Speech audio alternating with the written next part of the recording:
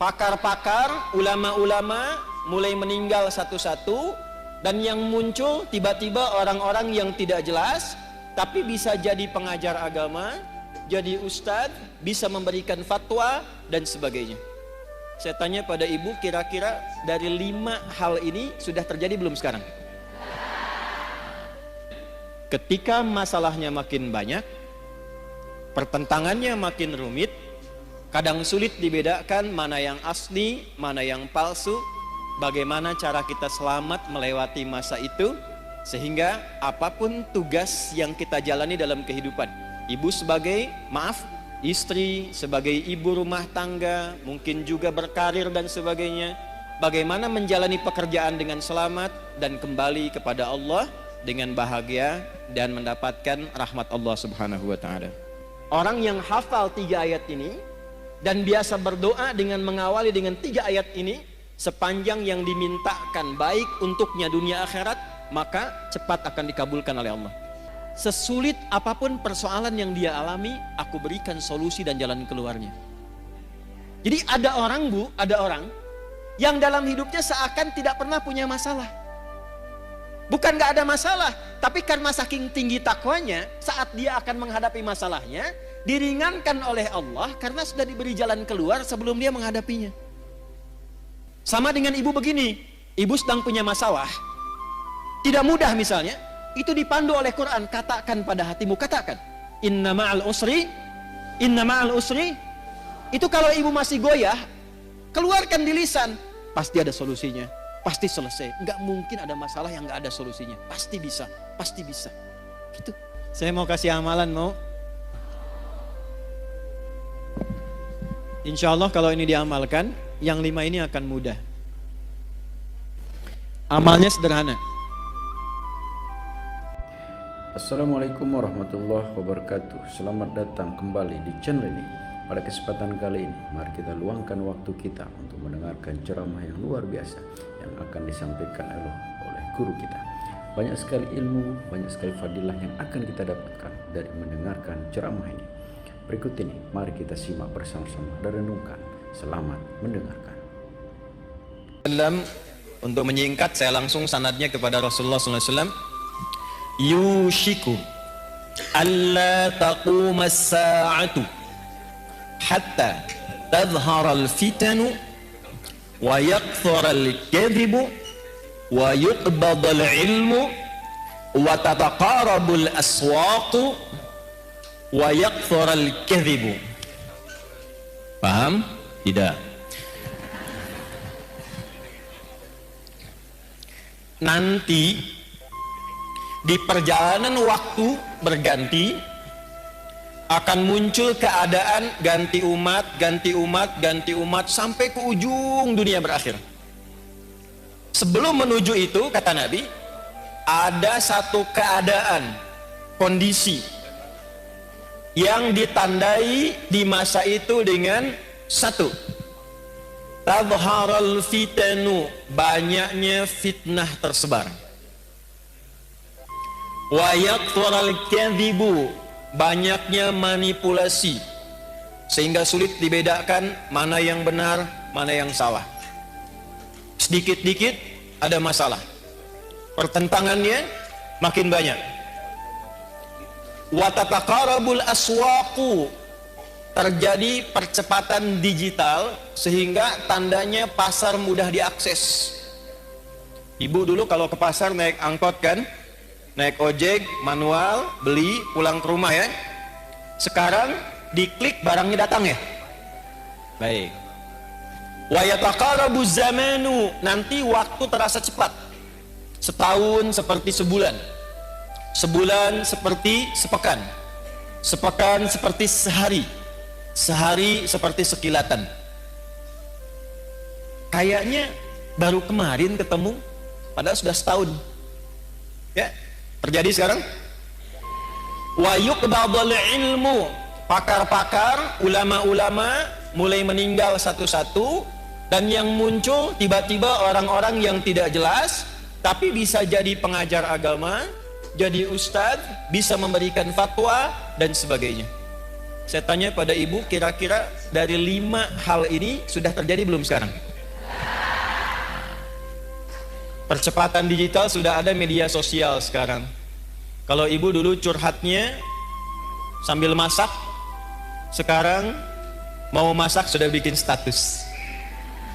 Teman-teman, kira-kira menu apa ya yang cocok untuk hari ini? Nah, ternyata ketika era itu muncul, masalahnya makin banyak.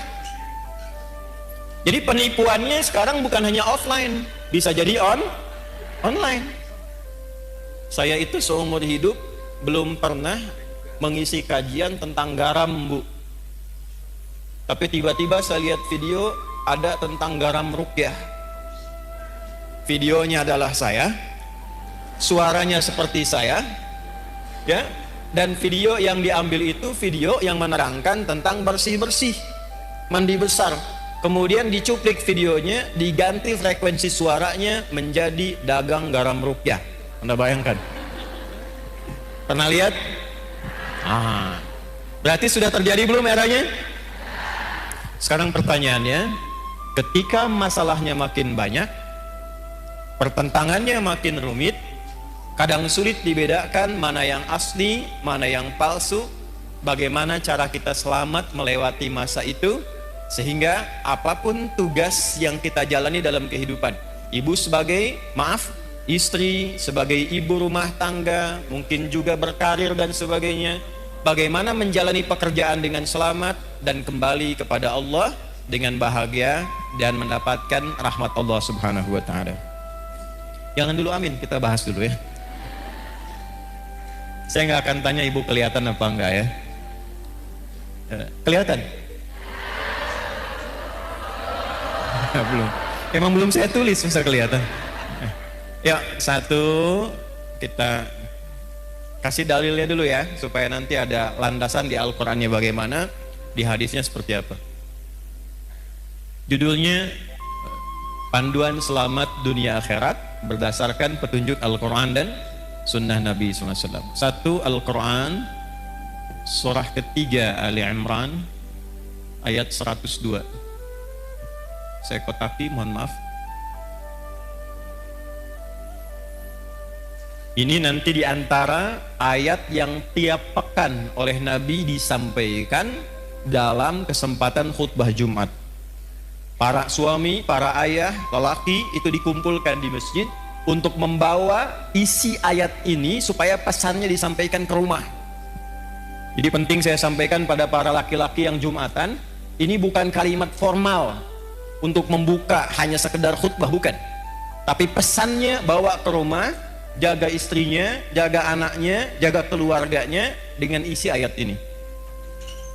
Dua, kita lanjutkan ke hadisnya. Turunan dari ini ditemukan di hadis riwayat Muslim, Imam Muslim, nomor hadis yang ke-8. Periwayatnya sahabat Umar bin Khattab radhiyallahu taala anhu. Dah? Ini punya cabang 5. 1, 2, 3, 4, 5.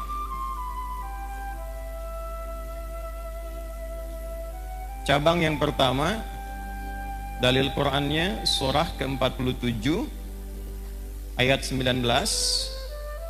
Turunannya surah paling favorit di muka bumi, Quran surah ke-112 Al-Ikhlas. Hadisnya, karena ini kajian ibu-ibu, kita ambil ibunda kita Sayyidah Aisyah. Hadis riwayat Sayyidah Aisyah radhiyallahu ta'ala anha, didokumentasikan oleh Imam Al-Bukhari dalam kitab sahihnya nomor hadis 7375. Riwayat yang kedua dari sahabat Abu Sa'id Al-Khudri.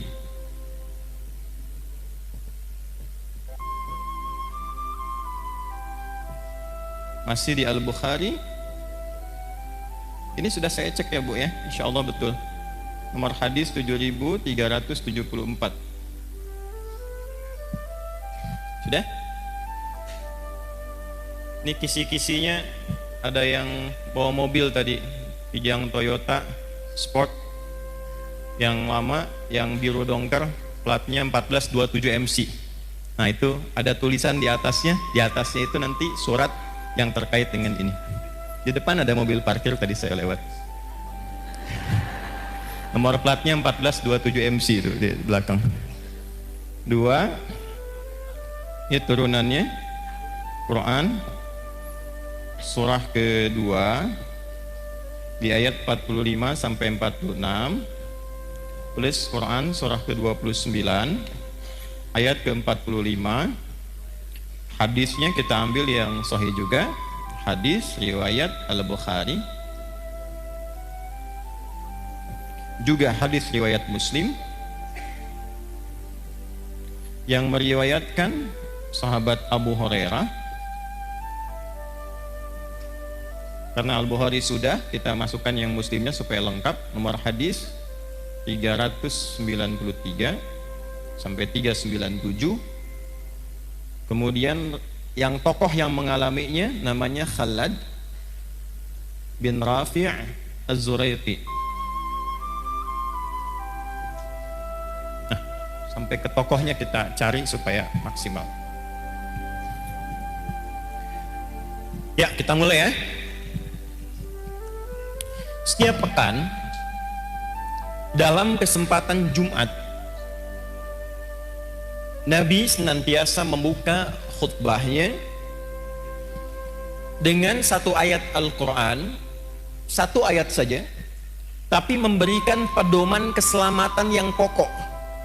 Gampangnya gini, kalau ibu ingin selamat di dunia ini, aktivitasnya apapun, mau ibu pebisnis, pedagang, di rumah, jadi perawat, apapun itu, suami kerjanya apapun, ingin selamat kehidupannya di dunia, sampai dijamin selamat pulang ke akhirat, maka pokoknya ada di ayat ini.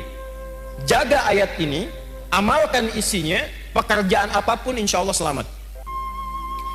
Ayatnya ada di Quran surah ketiga Ali Imran di ayat 102 yang tadi saya baca di awal pembukaan kajian. A'udzubillahi minasyaitonirrajim. Ya ayyuhalladzina amanu ittaqullaha haqqa tuqatih wa la tamutunna illa wa antum muslimun. Yuk kita bedah pelan-pelan ya. Kita bagi 3 ayatnya. 1, ya ayyuhalladzina amanu.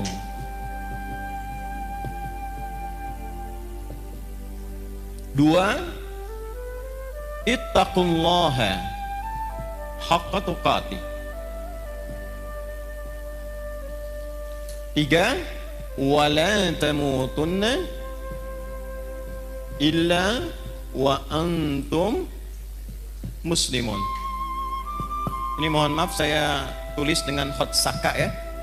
Kan khot itu ada khot nasakh, thuluth, ada ruq'ah, ada farisi. Nah ini jenisnya khot saka, khot paling kontemporer. Saka itu singkatan, saka hoyong, supaya cepat. Ya ayyuhalladzina amanu. Mau dibahas singkat atau dibahas detil? Oke. Ya disebutkan 361 kali dalam Al-Quran. Fungsinya untuk memanggil, harfun nida. Nah, huruf memanggil itu di bahasa Arab ada 14. Ada a, ada ya, ada aya, ada wa, dan seterusnya. Tapi di Al-Quran yang disebutkan ibu, penting ini catat, itu hanya 1 dari 14 ini. Ini qadarullah kajian kami yang terakhir di disertasinya membahas tentang kajian gramatikal Quran 30 juz dari Al-Fatihah sampai An-Nas. Nah, ia ini satu-satunya huruf panggilan yang disebutkan dalam Al-Quran. Ternyata rahasianya, yaitu memiliki fungsi, memiliki dan mewakili seluruh fungsi huruf-huruf nida yang lain. Misal, huruf nida itu huruf panggilan bu. Ya, ibu nida, ibu panggilan. Dipanggil suami, panggil anaknya dan sebagainya. Ya. Ya, memanggil yang dekat. Ya, memanggil yang menengah. Ya, memanggil yang jauh. Ya, bisa untuk minta tolong. Ibu sedang tawaf, tiba-tiba misalnya ada kondisi tertentu, kejepit, terus minta tolong. Ibu tinggal panggil dengan satu huruf. Ya, nengok semua tuh. Ya, yang dekat, yang menengah, yang jauh.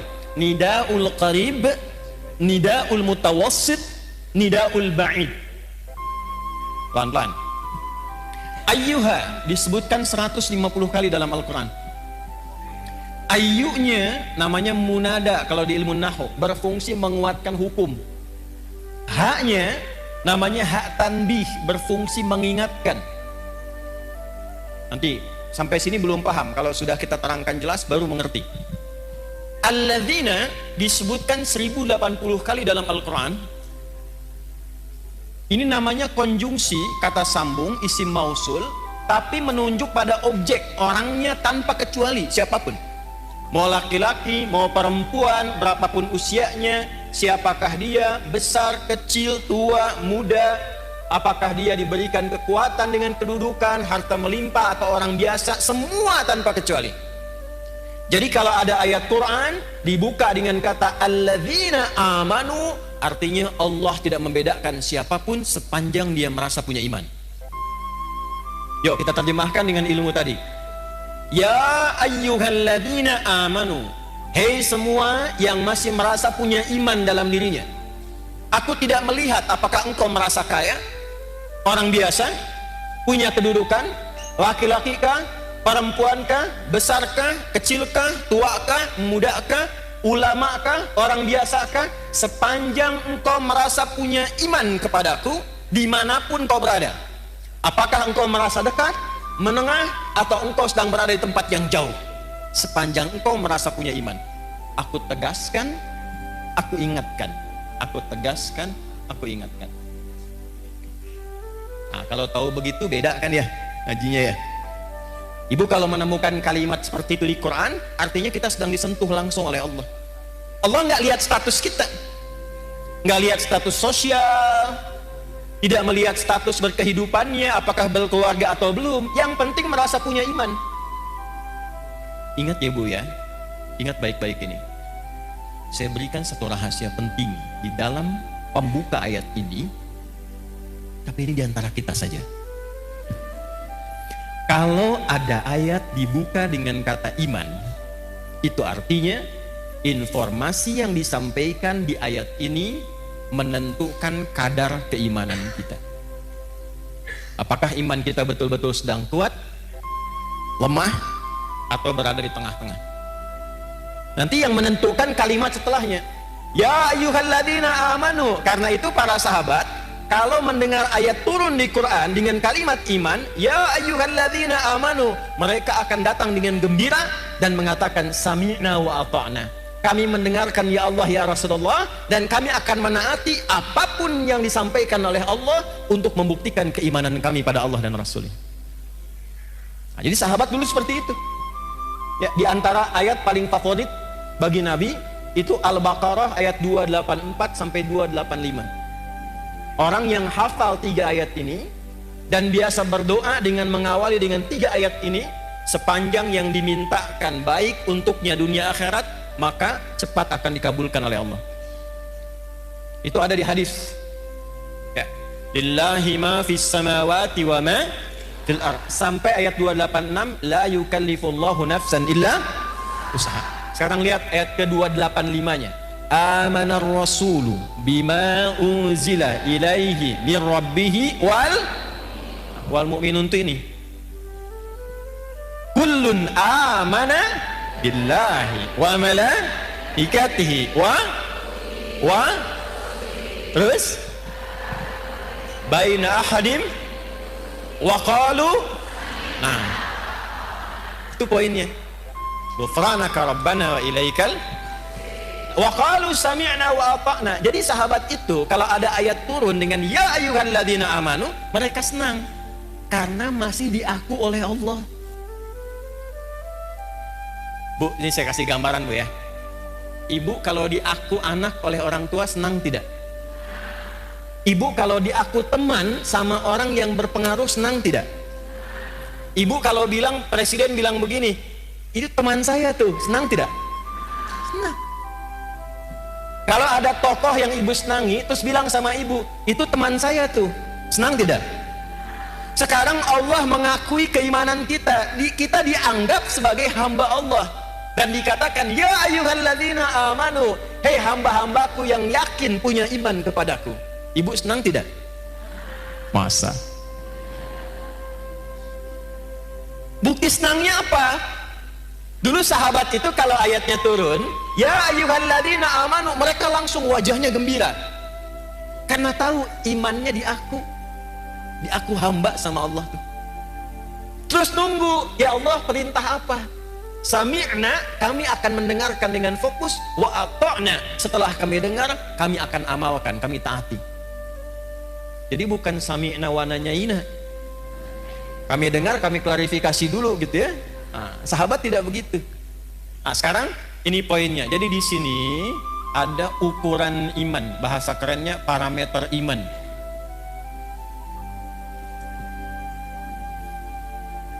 Rumus pertama, kita belajar rumus. Kalau ibu ingin mengukur keadaan imannya, ingin tahu nih, sedang kuat, biasa-biasa, atau sedang lemah, ibu keluarkan semua ayat di Quran yang ada kata iman di awalnya. Lalu lihat setelah itu informasinya. Kalau ibu sudah mengamalkan informasi itu dengan semangat, artinya imannya sedang kuat. Contoh, kalimat iman pertama di Al-Quran ada di Al-Baqarah ayat 3. Alladzina yu'minuna bil ghaib. Kalimat iman pertama. Setelah itu wa yuqimunas. Nah, orang-orang yang imannya itu cenderung bagus kepada Allah, pakai yu'minun, cenderung bagus, naik, bisa dilihat dengan semangatnya menunaikan sholat dengan baik. Maka menunaikan sholat itu ukuran iman. Bila ibu sholatnya semangat, itu tandanya imannya kuat. Tapi kalau sholatnya biasa-biasa saja, imannya standar. Kalau malas-malas, imannya lemah. Misal di An-Nisa ayat 103, فَإِذَا قَضَيْتُمُ الصَّلَاةَ فَاذْكُرُوا اللَّهَ قِيَامًا وَقُعُودًا وَعَلَى جُنُوبِكُمْ فَإِذَا اطْمَأْنَنْتُمْ فَأَقِيمُوا الصَّلَاةَ إِنَّ الصَّلَاةَ كَانَتْ عَلَى الْمُؤْمِنِينَ كِتَابًا مَوْقُوتًا. Saya baca terjemahannya pakai ilmunya. Secara singkatnya begini, di ujungnya, orang beriman itu pasti menjaga dan mengetahui waktu sholat. Jadi ada orang yang saking kuatnya iman, bukan hanya nunggu panggilan sholat, bu, waktu sholat pun dia hafal. Tuh, subuh jam berapa tadi? Gak usah lihat kesini. Jam berapa? 4:17, 4:20, 18. Terjadi perbedaan pendapat tentang waktu sholat subuh. Gak apa-apa, ini menunjukkan ibu berada dari daerah yang berbeda-beda, ya. Kiara Condong, Soreang, ya. Alhamdulillah. Karawang, ada, masya Allah. Bekasi, baik ya. Bekasi memang agak jauh dikit. Nih, kita ambil tengah-tengah subuh 4:18 misal. WIB, waktu Indonesia bagian Bandung. Adzan di Istiqamah, Allahu Akbar, Allahu Akbar. Ibu dengar 4:18. Begitu ibu dengar adzan, ibu langsung siap-siap. Dipanggil sholat, langsung siap-siap. Nah, ini menunjukkan imannya ibu itu standar. Nah, belum kuat. Awas, hati-hati. Suami ibu kerja di kantor jam 7 masuknya, datang jam 7, standar tidak? Standar. Kalau suami ibu datang jam 6, nah itu melebihi standar istimewa.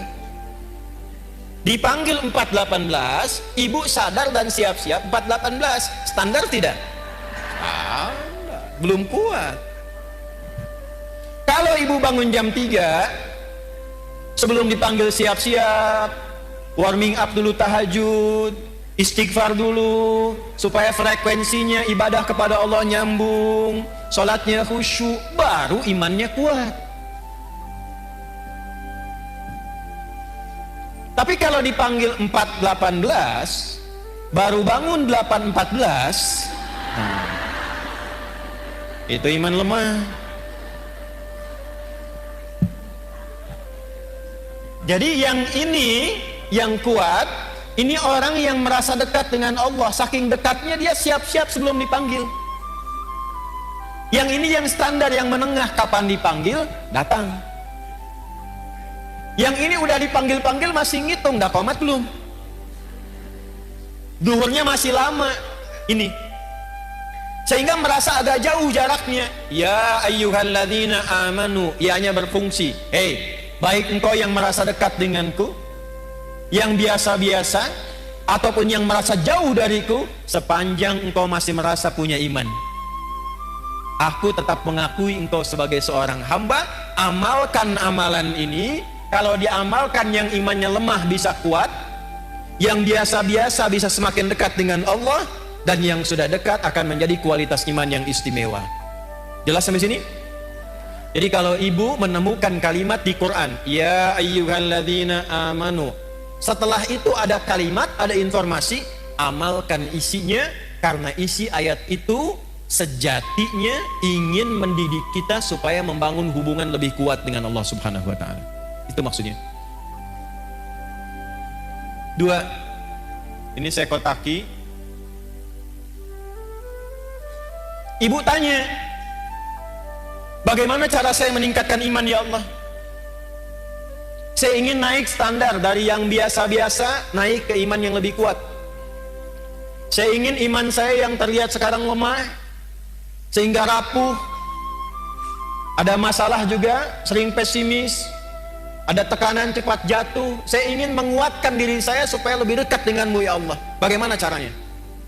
Maka Al-Quran tidak berhenti dengan hanya menyampaikan informasi, tingkatkan imanmu. Diteruskan dengan panduan, kalau engkau ingin meningkatkan imanmu, ingin membangun kedekatan lebih dengan Allah, maka caranya ittaqullaha haqqa. Ini rumus selamatnya yang ini, Bu. Tingkatkan takwa. Ini rumus selamat dunia akhirat.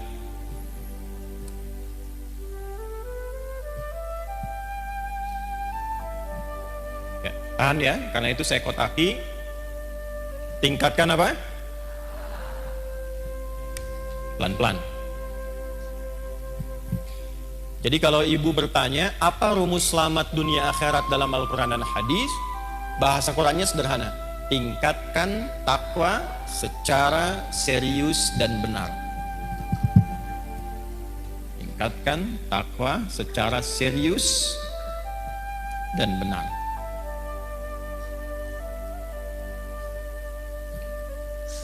Pelan-pelan.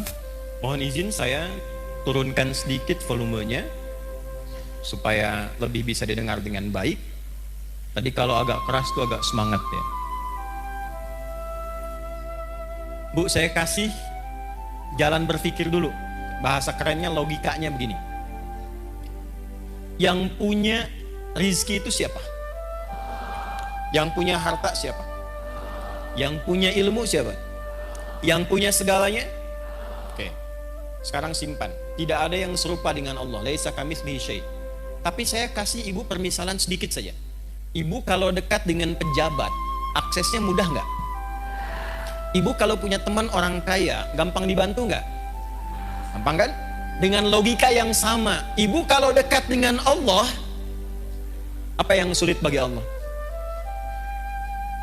Nah, ini jarang dipakai, Bu. Ada persoalan, kenapa tidak dikembalikan ke Allah? Ingin sesuatu, kenapa tidak meminta ke Allah? Yang kita butuhkan sekarang itu bukan materinya, bukan kedudukannya. Yang membuat bahagia itu seringkali bukan karena materi berlimpah, bukan. Yang sejatinya membuat kita lebih bahagia itu ada ketenangan dalam jiwa. Makanya di rumah tangga, sakinah itu didahulukan sebelum mawaddah. Sakinah, mawaddah, dan rahmah. Mawaddah itu, Bu, pemberian ungkapan cinta yang diberikan dengan pemberian fisik, materi. Kalau baru akad itu mahar. Ya, itu diteruskan setelah berumah tangga.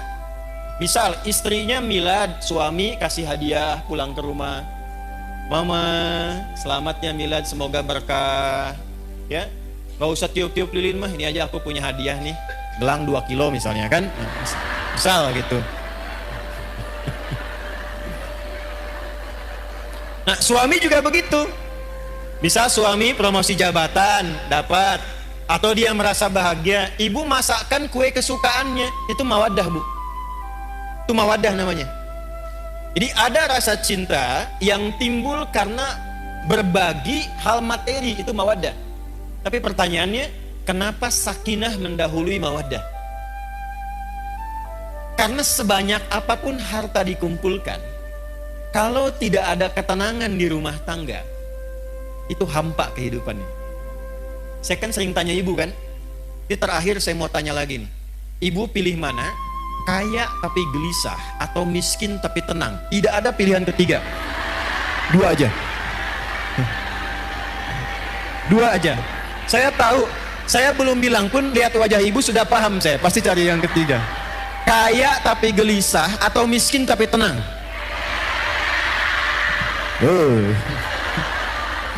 Angker kayak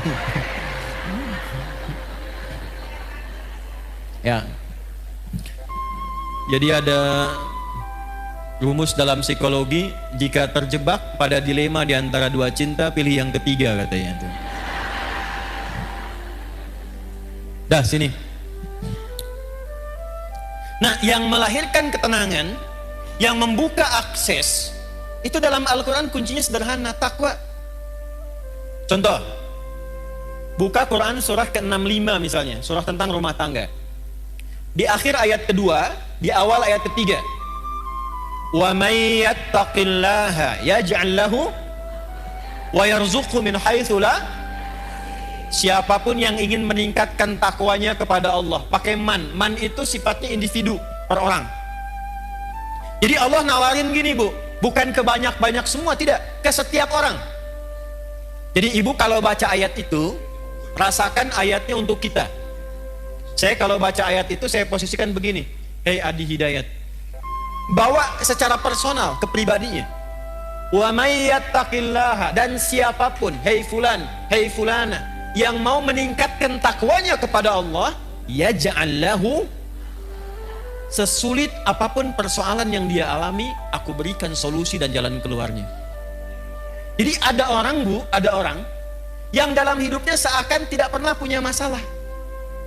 Bukan nggak ada masalah, tapi karena saking tinggi takwanya, saat dia akan menghadapi masalahnya, diringankan oleh Allah karena sudah diberi jalan keluar sebelum dia menghadapinya. Ibu kenal Siti Maryam? Bagus. Ada yang kenal sana tuh. Kalau kenal langsung saya tutup kajian kita hari ini. Tuh. Sayyidah Maryam itu siapa?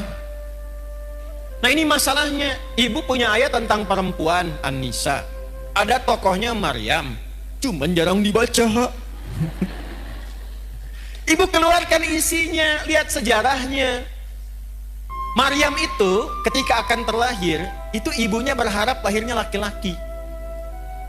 Karena ada berita dalam kitab suci sebelumnya, di masa ibunda itu tinggal, namanya Hannah, suaminya Imran.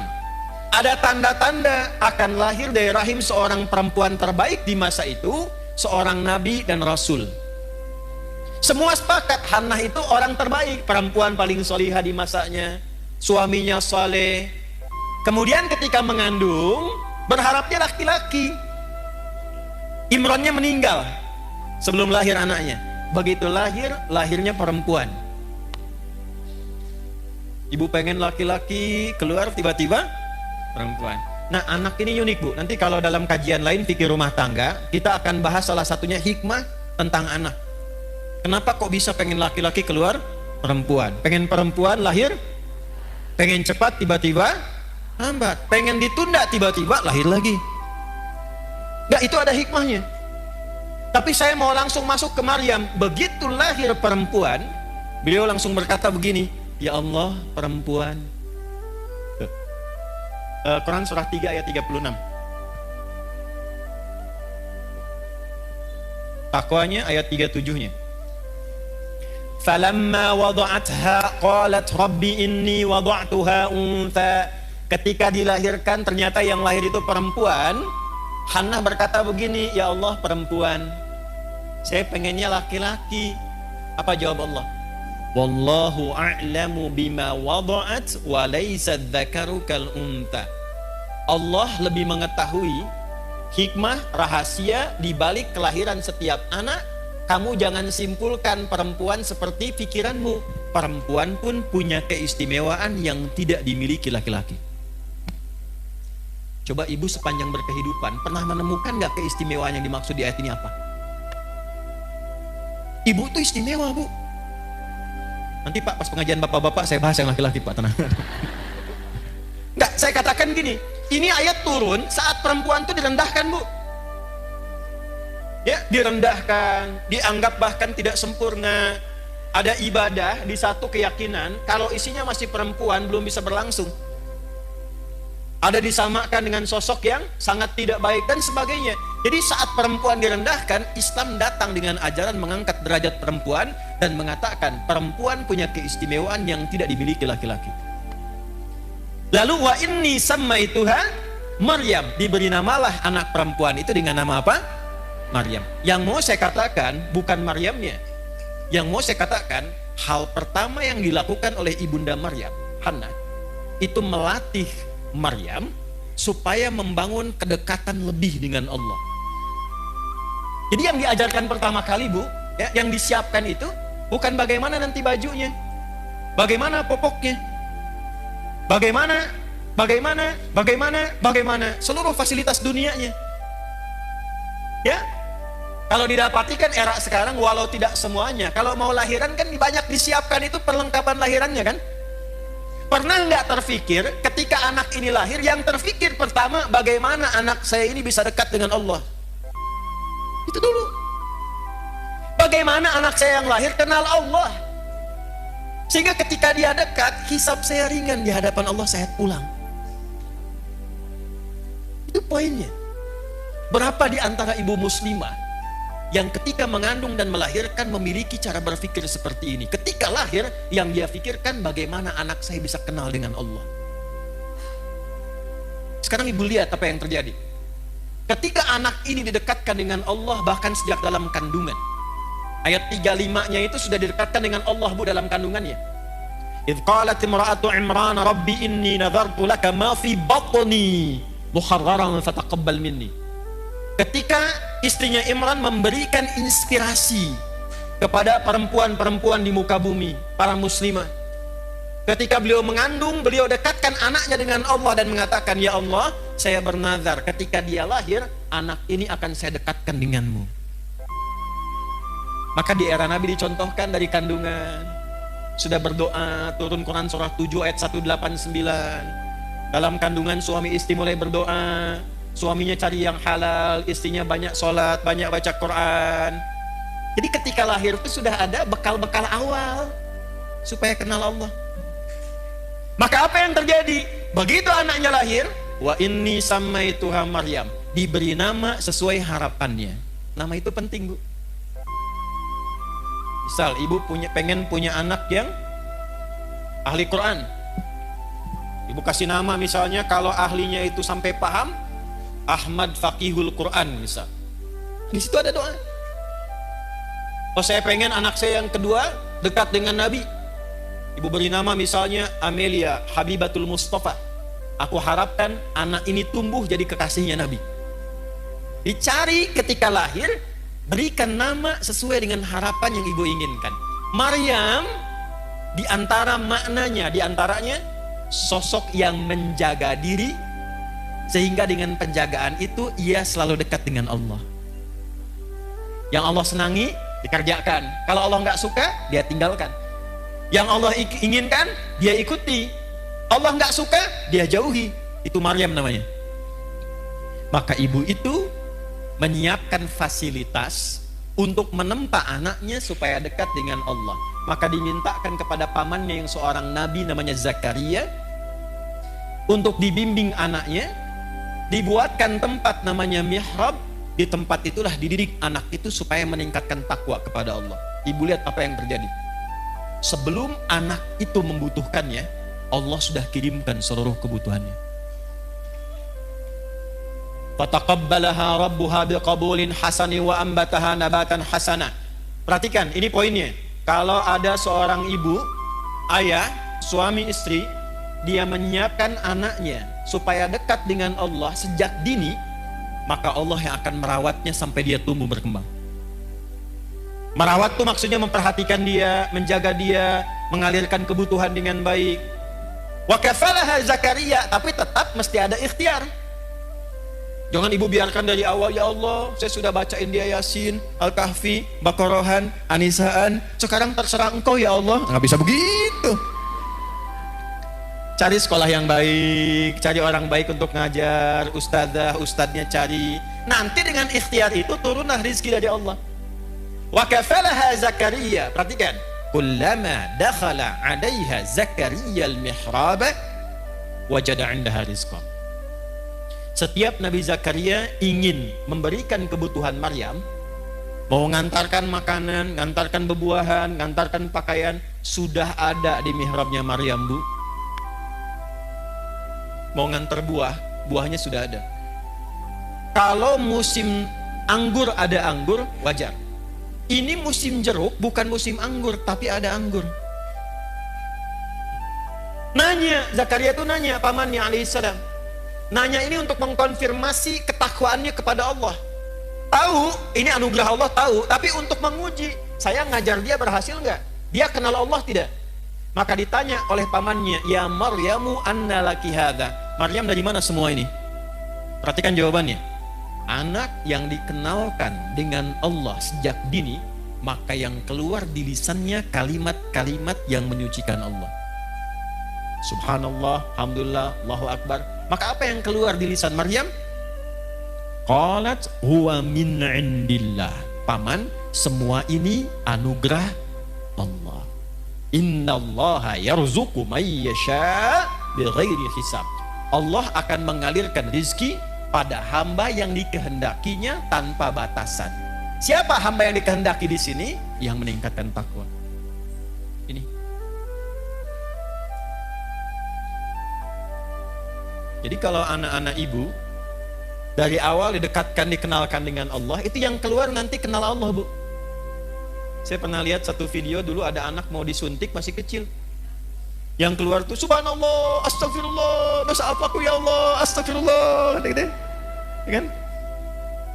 Tapi tidak sedikit juga anak-anak yang mau disuntik harus dikenalkan dengan mainan dulu gitu kan, dan sebagainya. Tidak salah, tidak. Tapi kalau ingin dijaga, dirawat oleh Allah, maka kenalkan sejak dini.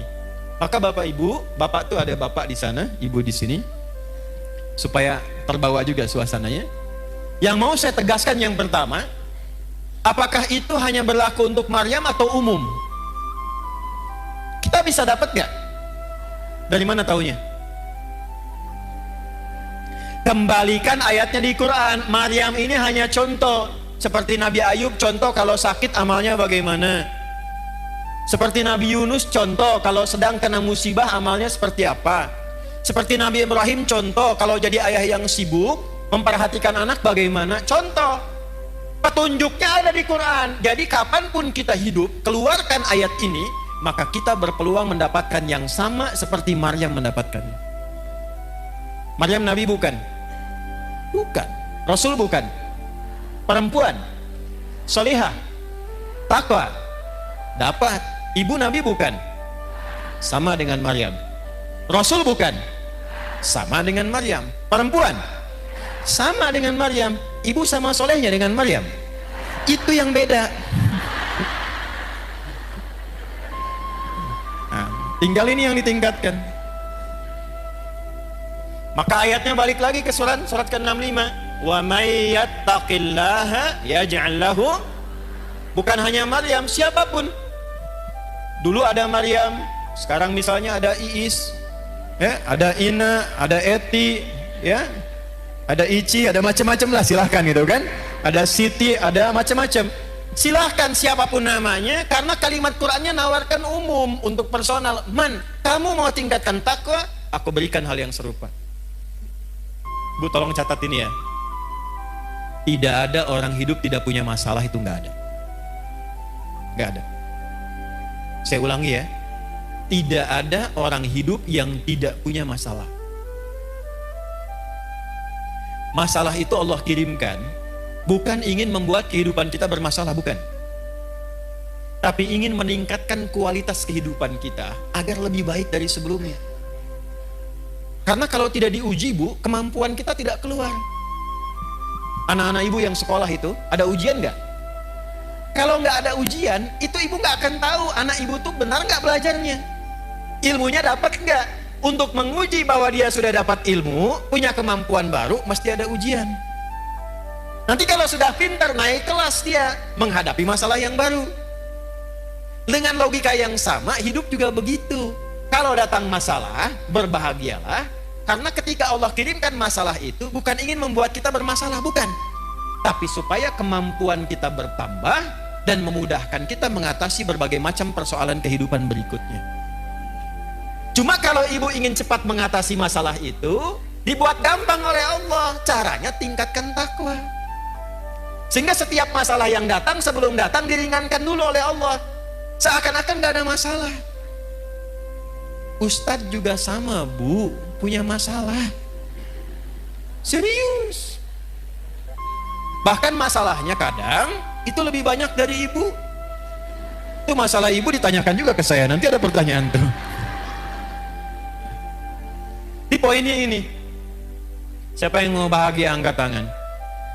Sudah cukup turun, ya. Ternyata rumus bahagia bukan harta, bukan kedudukan.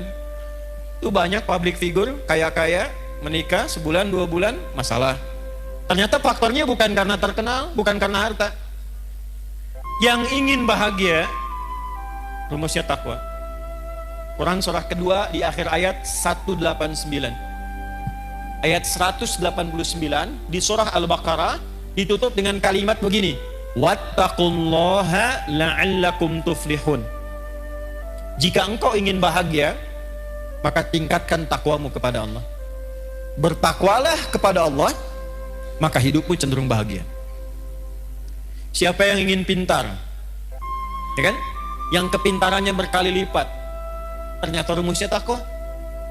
Ditemukan di mana? Di Quran surah kedua Al-Baqarah di akhir ayat 282. Ayat paling panjang di Al-Quran, menyampaikan ilmu yang termasuk rumit, tapi ditutup dengan kalimat wattaqullaha wa yu'allimukumullah. Engkau tingkatkan takwamu kepada Allah, Allah tambahkan dan ajarkan pengetahuan-pengetahuan yang mudah. Ini kuncinya.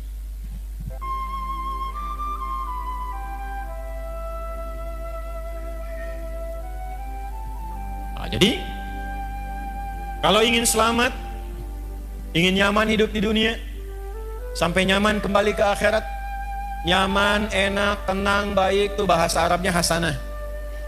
Ibu hasanah, ibu yang nyaman, tenang, baik, ya. Nah, jadi kalau cerewet tinggal bilang ibu hasanah loh, gitu. Cerewet pada yang baik boleh, ya. Rabbana atina fid dunya wa fil akhirati wa qina. Itu rumusnya takwa. Jelas sampai sini? Sekarang pertanyaannya begini, kalau saya ingin meningkatkan takwa, caranya bagaimana? Kan tadi ingin selamat, meningkatkan iman, caranya dengan apa? Ingin meningkatkan takwa, caranya bagaimana? Maka Al-Quran langsung memberikan petunjuk. Udah, gak usah banyak-banyak, gak usah pusing-pusing, fokus pada yang 5 ini saja. Ada berapa caranya? yang 5 ini ibu tolong bikin tabel.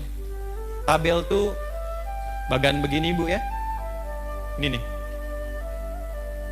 Bikin kotak. Terus sama ibu di sini kasih nomor bu. 2, 3, 4, 5. 1, 2, 3, 4, 5. Sudah? Ini tuliskan amalnya. Nomor, amal, ini checklistnya. Buat di apa bahasa soreangnya, dicontreng, ya. Nah, gitulah. Lihat sini. Saya ingin meningkatkan iman. Caranya dengan takwa. Dengan takwa hidup saya mudah. Dengan takwa hidup saya nyaman. Dengan takwa insya Allah terjamin selamat dunia akhirat. Bagaimana cara meningkatkan takwa? Bagian ketiga ini. Wala tamutunna illa wa antum.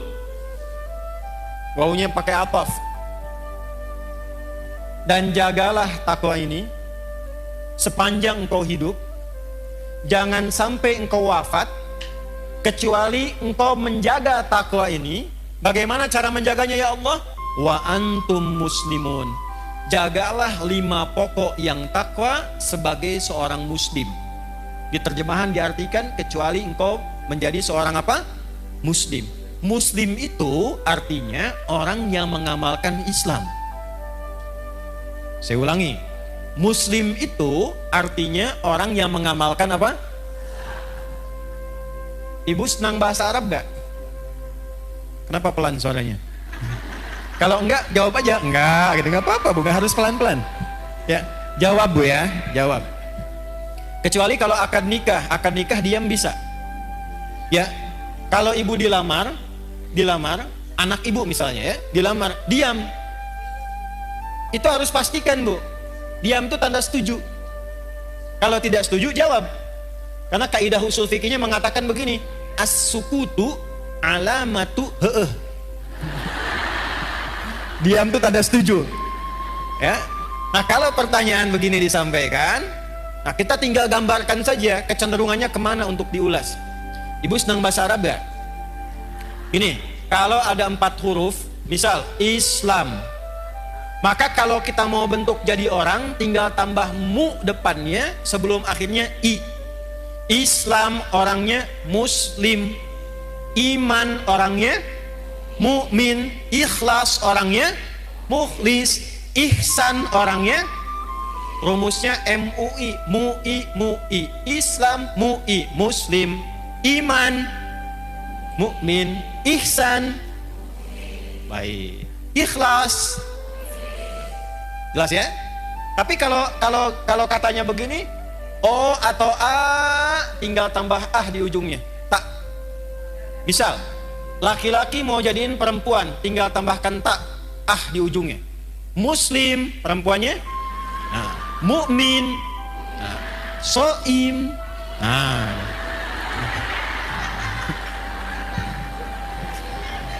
Dah sini. Sudah. Biar nggak ngantuk. Muslimun orang-orang Islam. Muslim itu orang yang mengamalkan Islam. Apa itu Islam? Angkat tangan.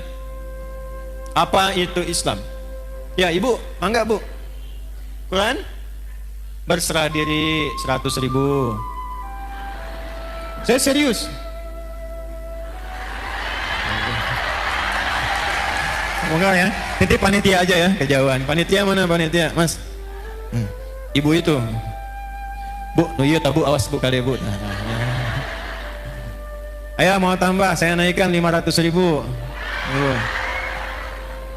Islam itu takwa, baik, kurang. Ya ibu. Ya. Sholat, zakat, puasa, haji, baru 4. Syahadat 1 juta ya, 1 juta. Nah, mas yang itu ya, ibu itu ya. Nanti belakangan ya bu ya. Apa nggak jadi? Baik. Nah sekarang saya naikkan. Tahu dari mana ibu jawabannya itu? Udah cukup. Ini udah saya tulis nih. Hadis Muslim nomor hadis yang ke-8, riwayat Umar bin Khattab. Dah, tahan sini, lihat sini. Fokus. Ya Allah, saya ingin meningkatkan takwa, caranya bagaimana? Kata Allah, kamu jadi orang Islam yang baik. Amalkan ajaran Islam, jaga sampai meninggal. Kalau kamu jaga ajaran ini sampai meninggal, kamu selamat sampai pulang. Kita tanya balik, ya Allah, ajaran Islam yang pokok itu mana saja? Maka dijawablah oleh Nabi, jawaban ini diungkapkan oleh Umar bin Khattab, disampaikan kemudian dirangkum oleh Imam Muslim, dituliskan di kitabnya nomor hadis yang ke-8 sampai ke kita. Apa jawabannya? Ketika Nabi ditanya mal Islam, kata Nabi, 1, antashhada an la ilaha illallah wa anna Muhammadar Rasulullah. Amal pertama syahadat, syahadatain. Wa tuqimas salat, wa tu'tiyaz zakat, wa tasuma ramadan, wa tahujjal baita in istata'ta ilaihi sabila. Haji atau umrah. Haji atau di sini maksudnya kalau belum mampu untuk haji bisa menunaikan apa? Umrah. Maka yang didahulukan hajinya. Saya checklist hajinya. 5. Bu, 5 ini aja jaga sampai meninggal. Insya Allah selamat. Ibu mau dagang? Boleh. Tapi pastikan ibu punya syahadat. Karena ini kuncinya. Ibu mau sekaya apapun, sehebat apapun, suami punya kedudukan apapun, syahadatnya nggak ada, nggak bisa selamat di akhirat, Bu. Nggak percaya nanti lihat deh. Ya. Ini bagian pertama. Saya tanya, ibu kenal Firaun? Ayo bilang kenal. Firaun itu kaya tidak? Punya kedudukan tidak? Punya pasukan tidak? Masalah utamanya apa? Syahadat ini. Makanya perjuangan terakhirnya yang dia pengen saat mau ditenggelamkan itu, dia pengen syahadat. Saya sekarang beriman sama Tuhannya Musa dan Harun. Kata Jibril, enak aja. Ya? Karena syahadat yang sudah dipaksakan di tenggorokan dan dipaksakan hanya ingin, bukan karena ikhlas syahadatnya. Dia menginginkan dengan mengucapkan itu pengen selamat dari terjangan air laut pada masa itu. Maka Jibril melihat ini bukan ketulusan, ini kepura-puraan. Maka malaikat diwahyukan, diperintahkan mengambil bagian dari tanah, ya, atau juga dari bagian tanah laut, ya. Kalau kita bahasa Indonesianya apa ya? Kalau kira condong tuh letak tuh apa bahasanya? Lumpur. Nah, ya. Lumpur laut diambil lalu dijejalkan ke mulutnya begini. Masalahnya apa? Yang dia cari syahadatnya. Jadi jangan dikira kekuatan, jangan dikira harta benda, jangan dikira kehebatan. Yang tampil di dunia itu bisa membawa keselamatan di akhirat, belum tentu. Ini yang pertama. Jadi sekarang ibu lakukan apa? Yang ibu lakukan, keluarkan semua anggota keluarga, tulis siapa aja di sini. 1, 2, 3, 4, 5. Yang ke atas siapa? Yang ke bawah siapa? Yang ke kanan siapa saja? Ke kiri siapa saja? Ayahnya, ibunya, suami, istri, anaknya, sampai ke bawah. Cek. Yang pertama, yang harus dipastikan, ini ada enggak?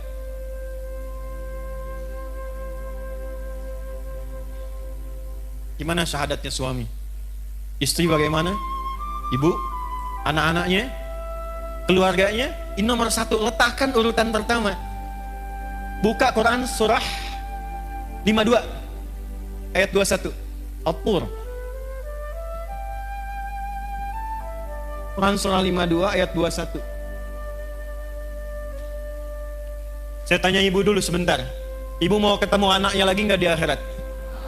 Mau kumpul nggak dengan keluarganya? Dengan suaminya? Kenapa pelan? Lihat sini. Ternyata yang pertama ditampilkan Quran itu bukan bekal harta, bukan kedudukan. Jadi kalau ibu punya suami, punya anak, punya kedudukan, punya harta banyak, itu tidak menjamin mengumpulkan kembali di akhirat.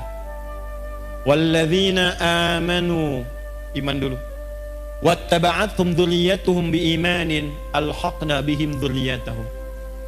Dan para orang tua yang punya iman diikuti oleh anak cucunya, sekeluarga, kerabatnya, semua beriman, kami akan kumpulkan kembali, kata Allah.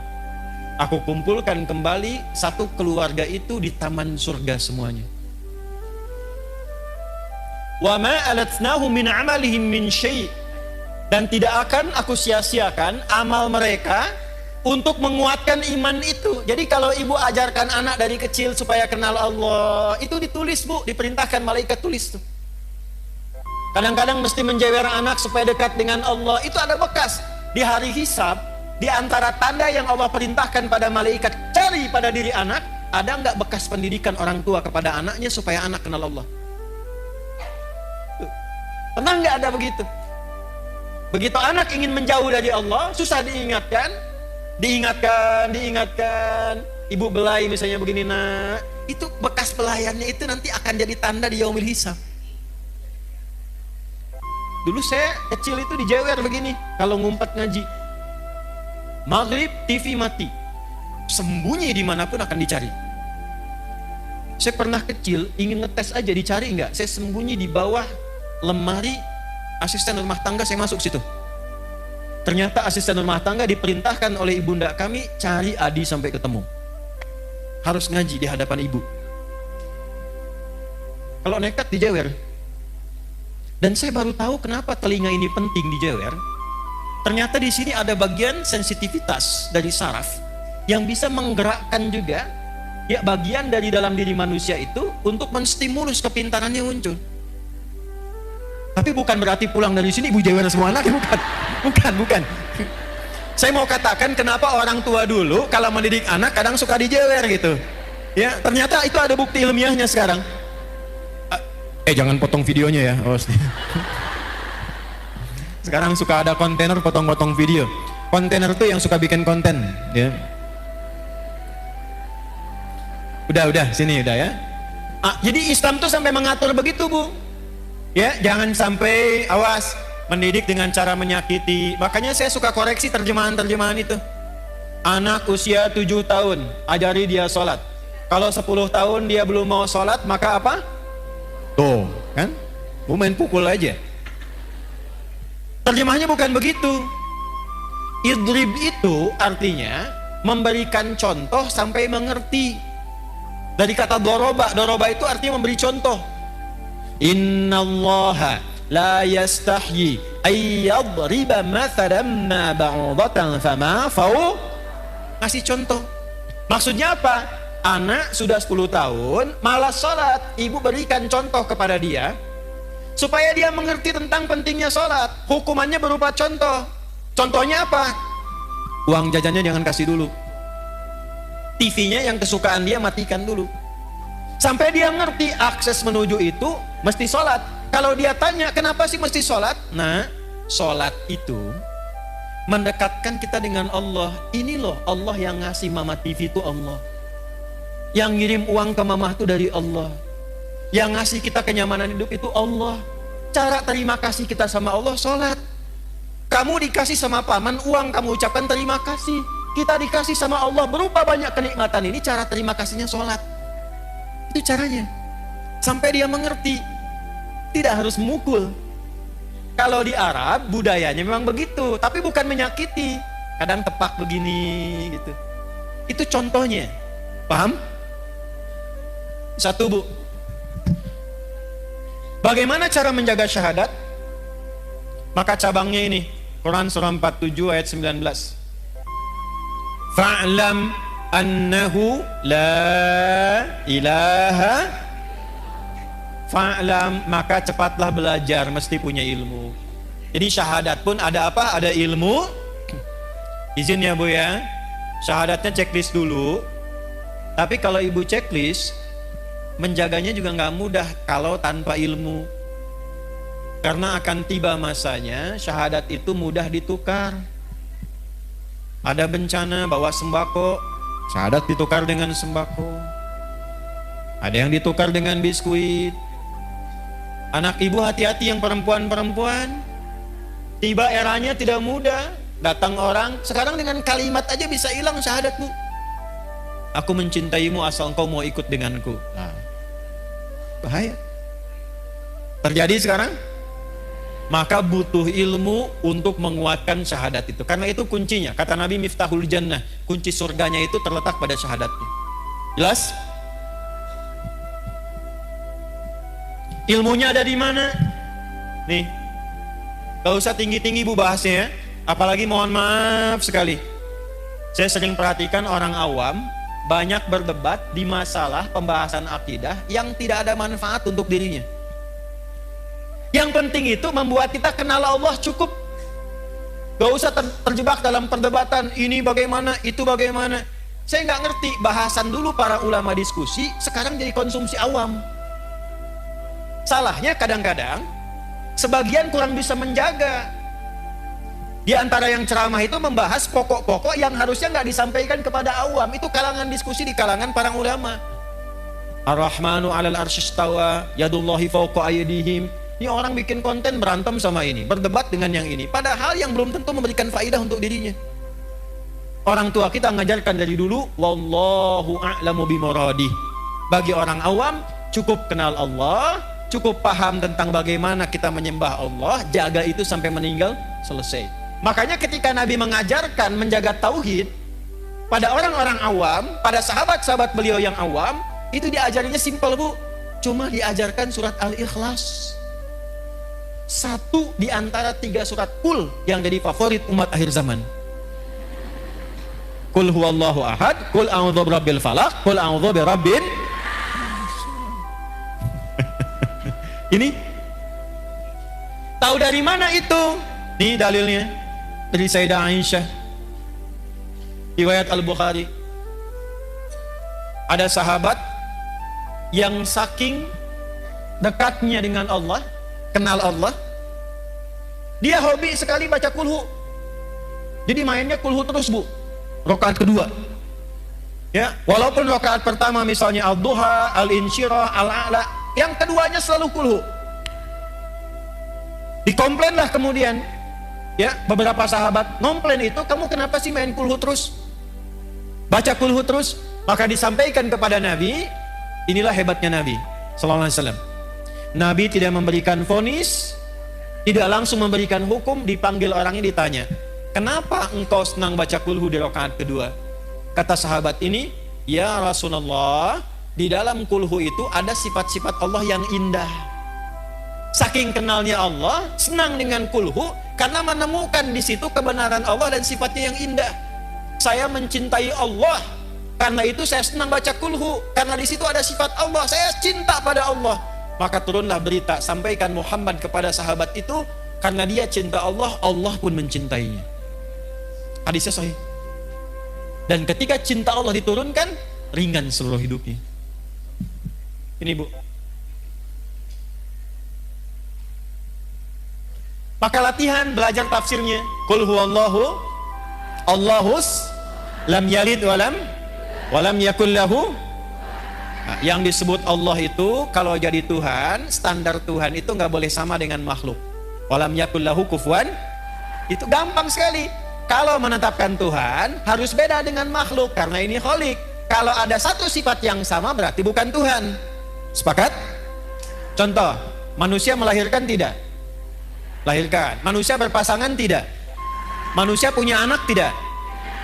Manusia itu makhluk atau kholik? Baik, kalau manusia berpasangan, maka Tuhan gak boleh berpasangan. Kalau ada sifat Tuhan berpasangan, berarti sama dengan makhluk, bukan Tuhan. Manusia melahirkan dan dilahirkan, berketurunan, punya keturunan. Tuhan gak boleh punya keturunan. Tuhan tidak boleh berpasangan, Tuhan tidak boleh melahirkan. Sebab kalau Tuhan punya sifat makhluk, berarti ada potensi makhluk bisa jadi Tuhan. Jelas? Ini simpel banget, logis. Dan kita diajarin itu. Pada akhirnya, walam yakul lahu kufuwan. Kalau ibu sudah bertaut kepada Allah dengan kalimat ini, maka Allahus Samad. Apapun masalah kita akan bergantung pada Allah. Ibu baca Al-Ikhlas ini, sampai ibu merasakan dalam hati bahwa ibu punya Allah.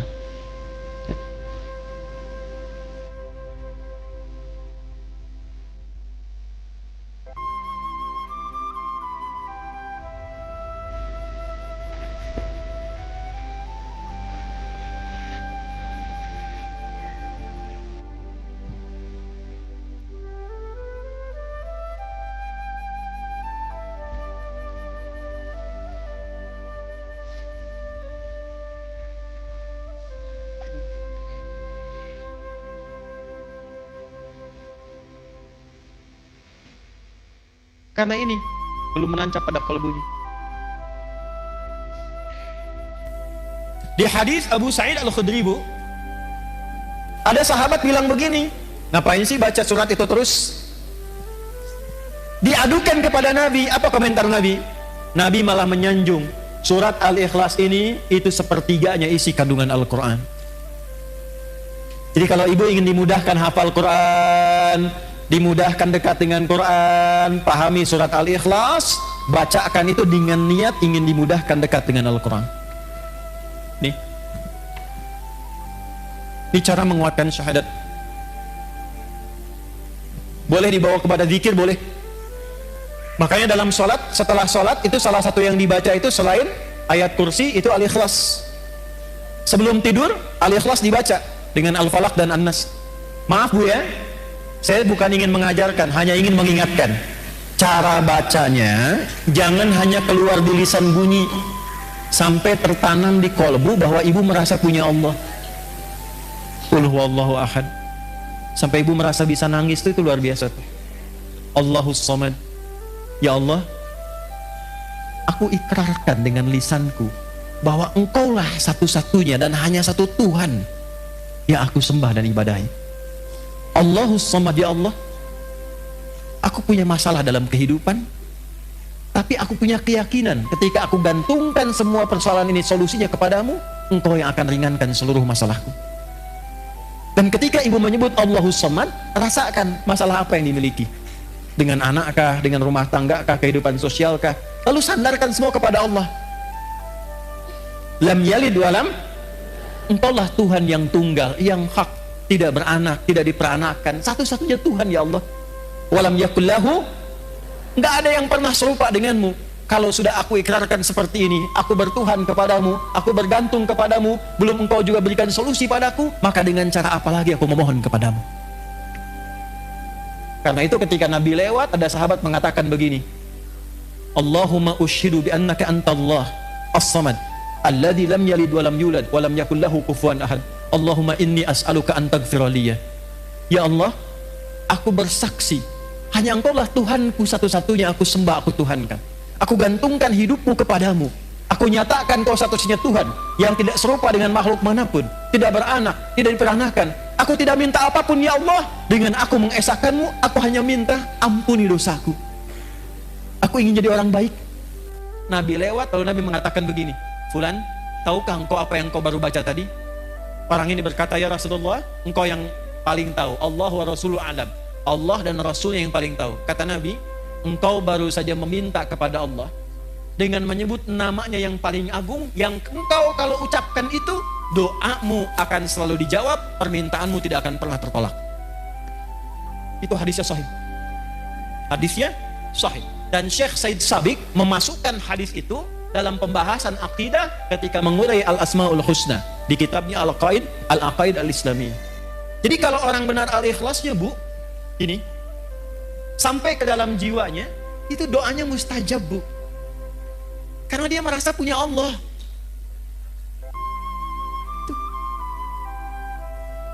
Nah ini yang diminta ini udah nyambung belum sama Allah nih. Kadang lisannya kemana, hatinya kemana.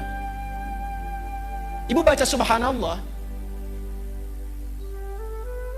satu kali belum nyambung, wajar. Dua kali belum connect, wajar. 33 kali belum nyambung, ibu mesti baca berapa kali lagi? Bu keluar dari sini ya. Mie ayam, mie ayam, mie ayam, mie ayam, mie ayam, mie ayam, mie ayam. Sampai 33 kali tuh. Saya yakin sampai mau tidur ibu akan ingat mie ayam itu. Gak percaya silahkan. Mie ayam, mie ayam, mie ayam, mie ayam, mie ayam. 33 kali. Minimal ibu akan cari kan? Ibu tiap hari, Bu, subhanallah, subhanallah, subhanallah. Dari 33 ini, bagian keberapa yang sampai ke dalam hati? Ke-9, 10, 11? Alhamdulillah, alhamdulillah, alhamdulillah. Lisan ibu alhamdulillah, tapi tuntunan nikmat mintanya makin terus banyak. Sudah dikasih sepeda, minta motor. Dikasih motor, minta mobil lagi. Padahal baru alhamdulillah, sepeda saja belum pernah dibawa menunaikan sholat 5 waktu di masjid. Seringnya sepedaan. kadang dibawa sampai ke pulau lain, sepedaan dengan teman yang lain, belum pernah diantarkan jadi saksi di akhirat bahwa dia pernah mengantar orang ini sholat di masjid, pernah ikut pengajian, dan itu akan dihisab. Sepeda belum dipakai ibadah, sudah minta motor. Motor belum dipakai ibadah, sudah minta mobil. Kadang Allah tahan, bukan gak pengen ngasih. Fulan, pakai dulu ibadah supaya hisabmu ringan. Kan kamu baru bilang Alhamdulillah tadi. Itu. Allahu Akbar. 33 kali 5 tuh 165 dalam sehari. Allahu Akbar, Allahu Akbar, Allahu Akbar. Tapi masih kalah juga. Allahu Akbar, Allahu Akbar. Ayo cek ke masjid, ayo. Diskon, kewe sekedap tidak. Nomor 2. Ini saya tanya serius nih. Ibu kalau ada pas sinetron Korea yang paling ibu senangi, pas waktunya adzan, ibu tunda dulu sinetronnya untuk sholat, atau ibu tahan dulu tetap nonton, nanti sholatnya nomor 2? Ya, alhamdulillah. Checklist ya. Lihat sini. Ini materi itu sebetulnya sederhana, Bu. Cuman kedalamannya ini yang jarang diungkap. Maksud saya, checklist ini syahadaten formal iya, sampai ke dalam jiwa cek sudah belum? Latihan tiap hari. Nyambung lagi, cara melatih supaya ketika syahadat saya merasa punya Allah itu bagaimana? Lakukan seperti Nabi bimbing kita. Karena itu ada bagian keduanya. Wa asyhadu anna Muhammadan. Tanya ke Nabi, ya Rasulullah, gimana cara melatih syahadat? Wa tuqimas shalah. Jaga dalam salat. Karena itu dalam salat kita bersyahadat. Waktu tasyahud syahadat tidak? Salat dibuka dengan kalimat apa? Ya, kalimatnya apa? Allah. Waktu ibu mengucapkan Allahu Akbar, sudah kenal Allah belum? Tuh. Nih saya cek ya. Kalau sudah takbir baca apa? Iftitahnya bacaannya apa? Allahu Akbar kabira, walhamdulillah, subhanallah bukratan. Kemudian baik. Selain yang wajah tuh ada lagi yang baca yang lain? Allahumma ba'id baini wa baina kama ba'adta bainal. Stop, saya kasih 2 contoh ini. Pernah nggak mencari bagaimana Nabi pernah mengamalkan doa iftitah itu setelah takbir? Ibu pernah belajar dan dengar tentang sahabat Abu Bakar kan? Baru takbir, itu saking merasanya punya Allah, itu langsung menangis bergetar, baru takbir. Sahabat Ali bin Abi Thalib baru adzan sudah bergetar, belum sholat, saking merasa punya Allah. Doa yang Allahumma ba'id itu ada di Al-Bukhari, Sahih Al-Bukhari, riwayatnya oleh sahabat Abu Hurairah. Biasanya dibaca dalam kesempatan sholat siang, subuh, zuhur, asar, sholat siang. Yang wajah tuh ada di Sunan Abu Daud. Biasa diamalkan oleh Nabi pada malam hari. Sanadnya nanti tersambung melalui Imam Ali bin Abi Thalib radhiyallahu ta'ala anhu. Jadi kalau yang Allahumma ba'id dari Abu Hurairah, yang wajah itu dari sahabat Ali bin Abi. Pertanyaannya, kenapa yang wajah itu sering dibaca malam, sementara Allahumma ba'id sering dibaca siang? Walaupun boleh baca wajah itu subuh boleh, siang boleh, nggak dilarang. Ada 12 doa iftitah, Bu. Boleh-boleh saja, sah. Tapi yang mau saya katakan, kenapa sering dibacanya di waktu itu? Perhatikan caranya. Ketika tangan diangkat, buang urusan dunia ke belakang. Kalau pengen khusyuk sholatnya, pasrahkan urusan kita kepada Allah. Jadikan Allah yang maha agung, yang lain gak penting. Buang urusan dunia ke belakang. Kenapa sholat jarang khusyuk? Karena ketika takbir dunianya masih dibawa. Allahu Akbar, oh diskon ini sekian, ini jemuran belum diangkat, ini masuk. Buang ke belakang. Pasrahkan kepada Allah. Gak, ini ada kitabnya ya. Ada beberapa kitab, kita simpulkan saja dengan cepat karena waktunya tinggal 5 menit. Lihat sini. Allahu Akbar, angkat tanganmu sejajar dengan pundakmu di sini, hadwa mankibaihi, atau sejajar daun telinga di sini, hadis An-Nasai. Tapi dua makna ini artinya apa? Angkatlah tanganmu, pasrahkan dirimu kepada Allah. Sekarang sholat dibuka, hanya Allah yang Maha Agung, yang lain nggak penting, semua buang ke belakang. Maka itu di Abu Daud dikatakan fakul, maka katakan Allahu Akbar. Saking pentingnya komitmen itu diucapkan dengan lisan. Di Islam itu Bu, kalau ada ibadah yang membutuhkan kekuatan supaya hatinya mantap, itu lisannya dipandu berucap. Haji, umrah, itu kenapa sampai lisan mengatakan labaik Allahumma hajjan, labaik Allahumma umrah? Karena ini ibadah penting, hatinya mesti mantap, dibantu oleh lisan, ucapkan. Sama dengan ibu begini, ibu sedang punya masalah, tidak mudah misalnya, itu dipandu oleh Quran, katakan pada hatimu, katakan inna ma'al usri,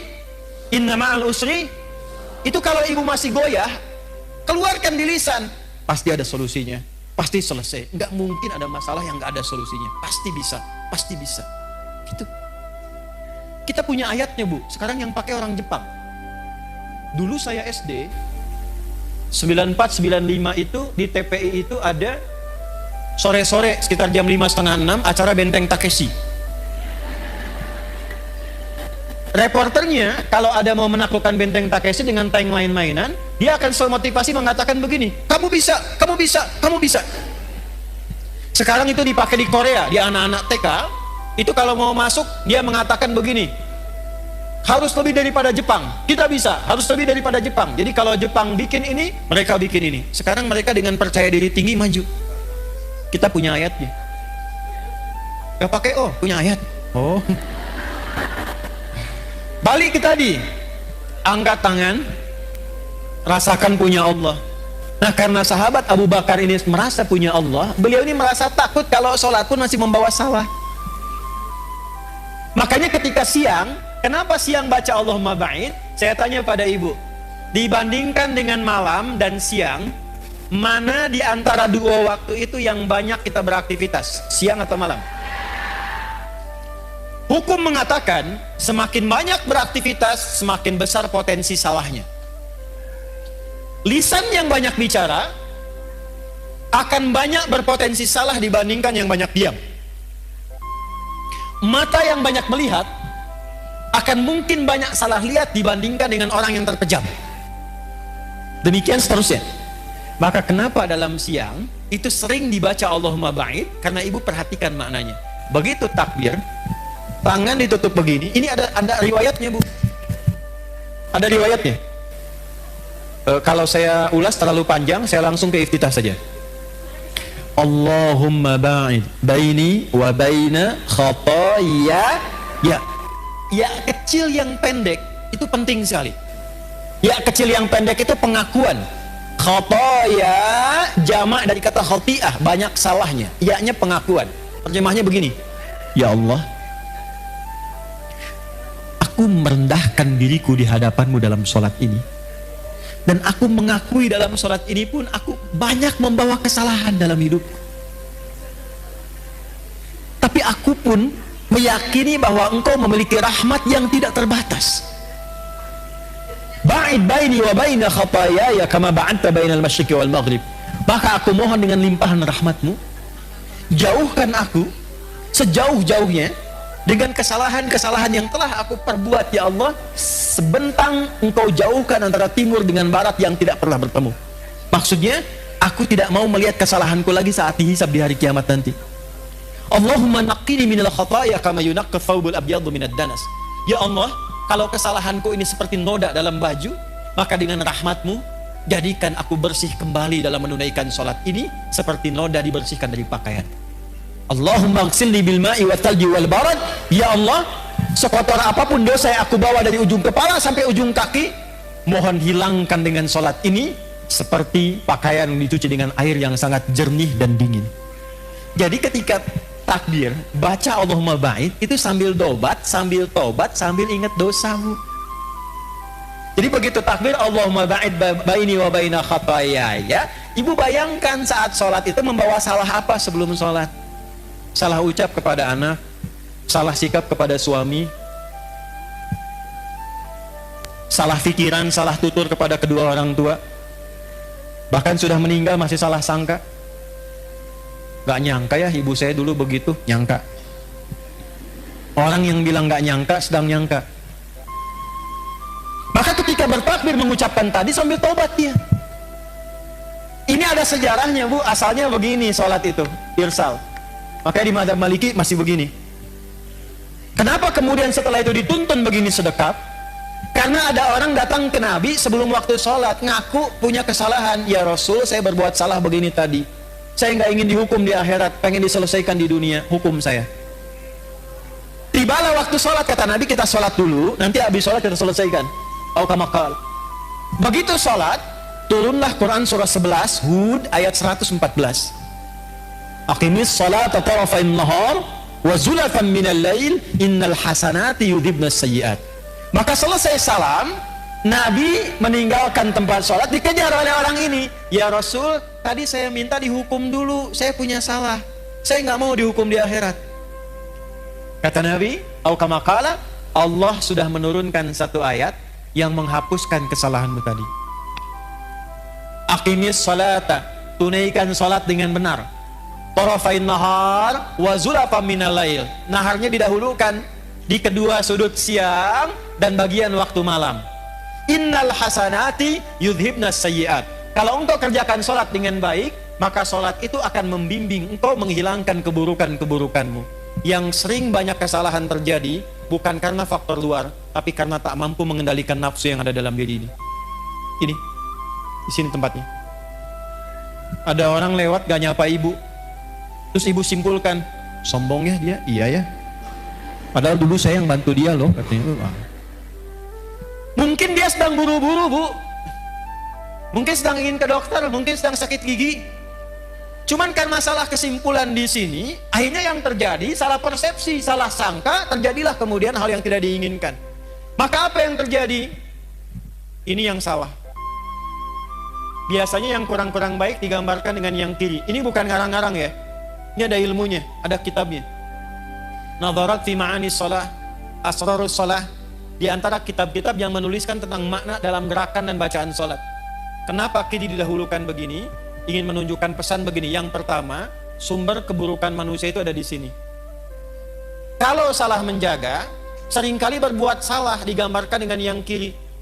Kalau engkau pernah berbuat salah, tutupi dengan kebaikan tangan kananmu dan jaga kehadiran hatimu ini supaya engkau jadi orang baik untuk. Masya Allah, sangat luar biasa ceramah yang sudah disampaikan oleh guru kita. Sahabat beriman yang dirahmati Allah, tetaplah di channel ini. Dan mari kita lanjutkan kembali untuk mendengarkan ceramah dari guru kita. Selamat mendengarkan. Selamanya. Makanya ketika ibu bertakbir dalam sholat, Allahu Akbar, tangan ini komitmen bahwa ibu akan berubah jadi orang baik. Karena merasa punya Allah. Itulah kalau malam kenapa yang dibaca wajah tuh, ya, bahkan ditambahkan dulu dengan doa pembuka. Allahu Akbar kabira itu bu, satu di antara 12 doa iftitah.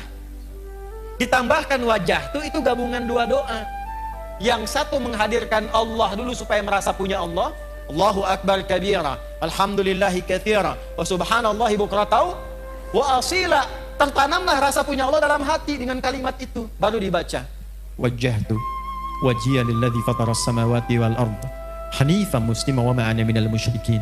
Inna salati wa nusuki wa mahyaya wa mamati lillahi rabbil la syarika lah wa bidzalika umirtu wa ana awwalul muslimin. Perhatikan kalimatnya. Ya Allah, di keheningan malam ini aku pasrahkan diriku sepenuhnya padamu. Engkaulah Tuhanku. Kalau aku selama ini sholat, selama ini ibadah, aku selama ini hidup, perhatikan, atau engkau wafatkan aku di detik ini ya Allah, hamba pasrah. Lillahi rabbil alamin, hanya untukmu saja penguasa segala alam. Tapi bila engkau beri kesempatan aku hidup setelah sholat ini, aku ingin berjanji menjadi pribadi yang lebih baik dan tidak akan pernah musyrik selama hidup. Jadi wajah itu perjanjian kita kepada Allah dengan komitmen mengatakan, ya Allah, aku merasa punya Tuhan, engkaulah Tuhanku, karena aku bertuhan kepadamu, aku berjanji akan jadi orang baik dan menyiapkan bekal sebelum pulang kepadamu. Pernah nggak ada rasa itu sebelum kita sholat?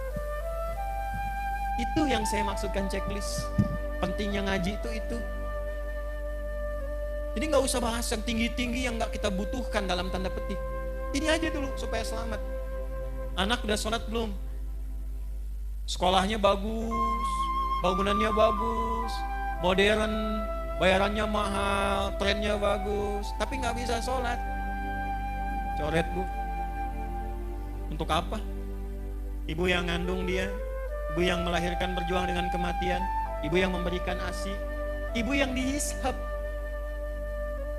Terus ibu tempatkan anak itu di tempat yang tidak mengenal Tuhan, yang memudahkan ibu lahiran, memudahkan anak itu dalam kandungan. Terus ketika ibu meninggal, dia pun gak mampu menyolatkan ibu. Lantas untuk apa selama ini pengorbanan yang ibu lakukan? Ini penting saya katakan, karena saya pernah menangani kasus dulu di Jakarta.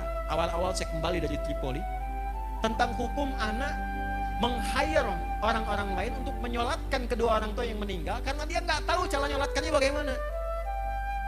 Pada sekolah tinggi sampai ke luar negeri.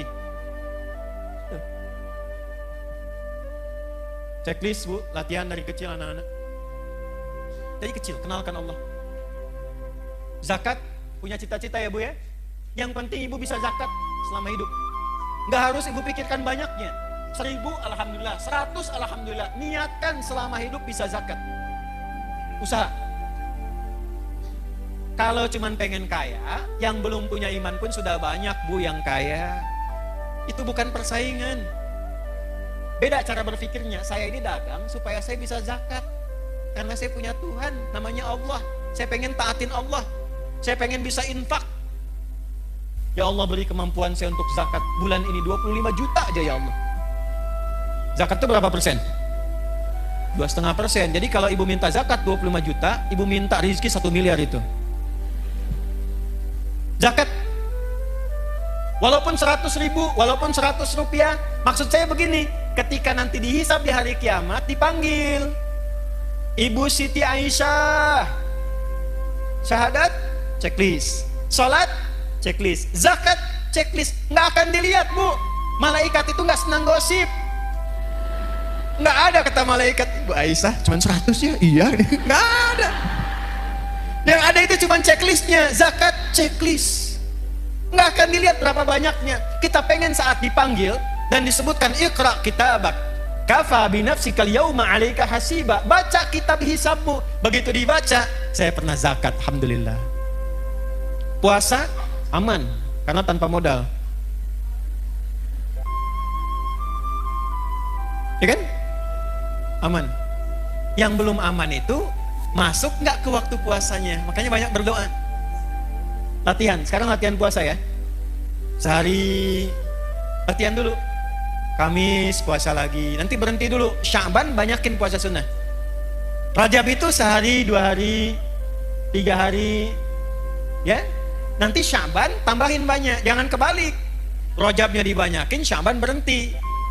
Walaupun tidak salah, tapi kalau konsep Nabi nggak begitu. Kalau Rajab itu misalnya Senin puasa, nanti Kamis puasa lagi, pekan depannya puasa lagi sehari. Kalau Sya'ban dibanyakin. Senin puasa, Selasa enggak, Rabu puasa, Kamis enggak, gitu kan? Jumat enggak lagi misal gitu kan? Ya. Nanti Ramadan full, checklist. Haji, jangan salah baca. Manis tata'a ilaihi. Perhatikan cara menerjemahkannya. Bagi siapa yang ingin mampu berhaji. Terjemahan pertama, yang mampu haji. Terjemahan kedua, yang berusaha mampu haji. Beda atau enggak? Kita hanya dituntut berusaha mampu haji. Maka dari sekarang nabung. Walaupun sebulan 100 rupiah, nggak apa-apa 100 rupiah. Niatnya dituliskan. Dia tidak berhaji selama hidupnya, meninggal dunia sebelum haji, tapi tabungannya tercatat niat hajinya. Maka ketika dihisab, fulana, dibuka kitabnya, Masya Allah, usahanya untuk berhaji, niatnya haji mengantarkan dia pada anugerah mabrur di sisi Allah, sekalipun dia belum berhaji. Niatnya jelas? Ini 5 ini bu, checklist ini aja. Cuman mohon maaf, nanti Sab Muslimah juga saya kasih arahan ya. Ibu dari pengajian-pengajian, Yang 5 ini dalami, perdalam dengan topik pengajian. Jadi kalau pengajian bikin kurikulum supaya terarah ngajinya. Saya kan sering bilang pada ibu begini, ibu perempuan, lahir perempuan, tumbuh perempuan, sekarang pun masih perempuan, meninggal sebagai perempuan. Pernah nggak mengeluarkan ayat-ayat tentang perempuan dalam Al-Quran? Sebagai anak perempuan bagaimana? Sebagai istri perempuan tugasnya apa? Sebagai ibu bagaimana? Kalau jadi nenek seperti apa? Sampai meninggal, pernah nggak dikeluarkan? Sampai persiapan meninggalnya. Itu aja dulu. Nanti yang pokok dalami, sholat yang khusyuk bagaimana? Jaga syahadat bagaimana? Cara supaya kerjanya berkah, dapat harta, bisa dipakai zakat bagaimana? Ya sebentar. Waktu habis katanya. Ya, kemudian puasa dan cita-citakan haji. Jelas? Saya mau kasih amalan, mau? Insya Allah kalau ini diamalkan, yang 5 ini akan mudah. Amalnya sederhana. Usahakan tiap hari baca Al-Quran. Saya ulangi ya. Usahakan tiap hari baca Al-Quran, walaupun 1 ayat. Tapi jangan yang 1 ayat 1 huruf.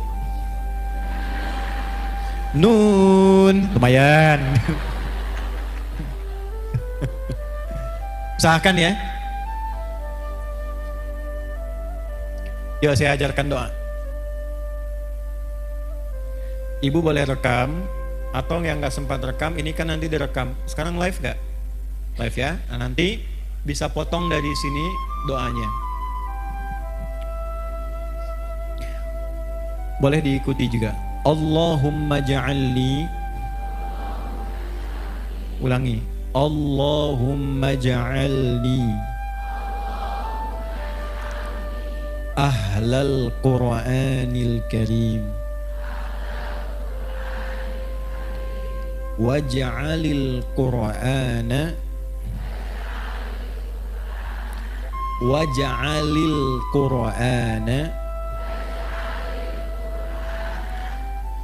sahiban li fid dunya wa syafi'an li fil akhirah. Gitu ya. Nah, baca itu setiap selesai sholat, baca Allahumma ja'alni ahlal Qur'anil Karim waj'al Qur'ana sahiban li fid dunya wa syafi'an li fil akhirah. Insya Allah kalau doa itu dibaca dan kita rajin baca Quran tiap hari, apalagi berusaha menghafal Quran, insya Allah kita akan terjaga. Dan ini yang 5 akan dimudahkan. Alhamdulillahirrabbilalamin. Demikianlah tausiah penuh ilmu, hikmah, dan manfaat yang sudah kita dengarkan bersama dari guru kita. Semoga tausiah yang beliau sampaikan kepada kita semua menjadi ilmu yang bermanfaat dalam kehidupan kita sehari-hari. Dan semoga kita semua bisa istiqomah dalam mengamalkannya. Amin ya rabbal alamin. Sahabat beriman yang dimuliakan Allah, demikian yang dapat saya bagikan. Kurang lebihnya mohon maaf. Sampai bertemu lagi di kajian berikutnya. Wabillahi taufiq wal hidayah, waridho wal inayah. Wassalamualaikum warahmatullahi wabarakatuh. Setelah kita mendengarkan bersama tausiah yang sangat luar biasa dari guru kita, sekarang mari kita lanjutkan aktivitas kita masing-masing. Buat sahabat semua, saya ucapkan terima kasih banyak sudah menyimak tausiah ini sampai selesai. Doa dan harapan saya, semoga sahabat semua selalu diberikan kesehatan, dimudahkan segala urusannya, dan dilancarkan rezekinya. Amin ya rabbal alamin. Selamat beraktivitas dan sukses selalu. Sampai bertemu lagi di video berikutnya. Wassalamualaikum warahmatullahi wabarakatuh.